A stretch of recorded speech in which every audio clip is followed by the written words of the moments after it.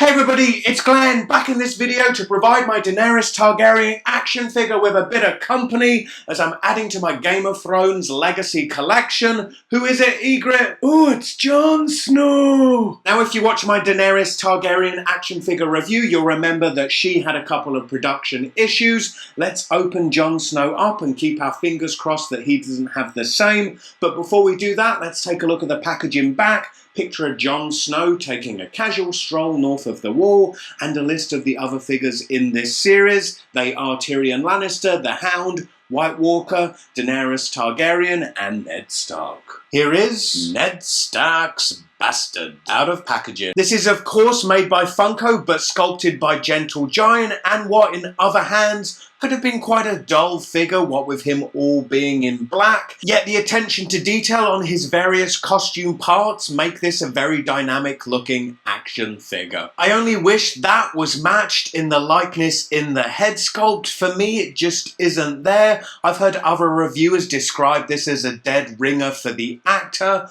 but I'm afraid I just don't see it. In my opinion, the Daenerys Targaryen action figure actually has a better likeness. Beyond that, they've made a brave attempt at dry brushing some white paint to replicate Snow, no pun intended. For an accessory, Jon Snow comes with a sword. It fits snugly on a scabbard on the action figure's belt. If you look closely at the handle, it's a bit of a soft sculpt, but you can just make out a wolf's head. Elsewhere on the sword, the detail is really good and it gives me flashbacks of Toy Biz's old Lord of the Rings action figures. Bit of a nervous wrestle getting it into his hand, but once in there, it's a nice tight grip. Here's some posing with Jon Snow, sword in hand. So Egret, what do you think to Jon Snow's sword? Ooh, I want you to stick it in me, Jon Snow. Oh, that Egret. Now let's turn our attention towards articulation. The head rotates side to side. It looks down a real decent amount and then looks up a tiny bit.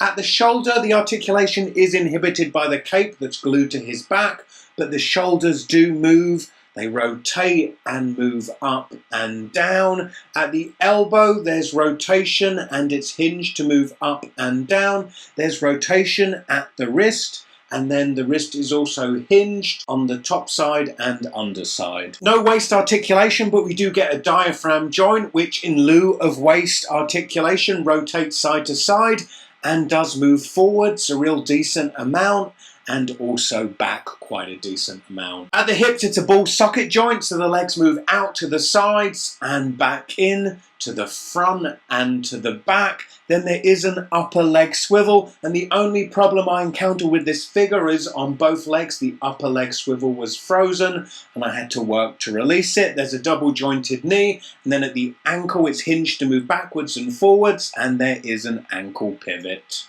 So compared to the Daenerys Targaryen action figure already reviewed, this feels like a much more sturdier figure. I'm a lot less nervous about moving his joints. Let's bring Daenerys in now for a size comparison. Yes, she is quite a bit shorter, but then the actress who plays her is only 5'2", so I'm sure the size differential between the two is actually scaled to the height of the actors. And as I know I have a lot of Marvel Legends collectors viewing, here's a size comparison with US Agent, and they're pretty much in the same ballpark.